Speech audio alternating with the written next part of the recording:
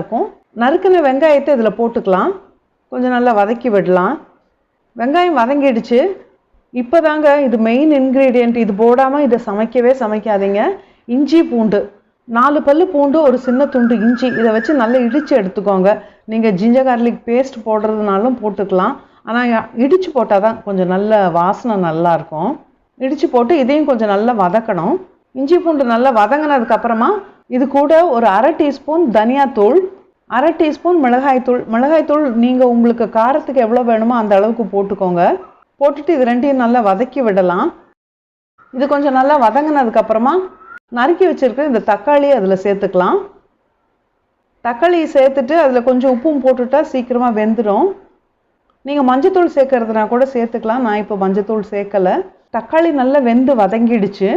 இது நல்லா வதங்கினதுக்கப்புறமா கரம் மசாலா தூள் ஒரு 1/2 டீஸ்பூன் போட்டுக்கலாம். இது எல்லாத்தையும்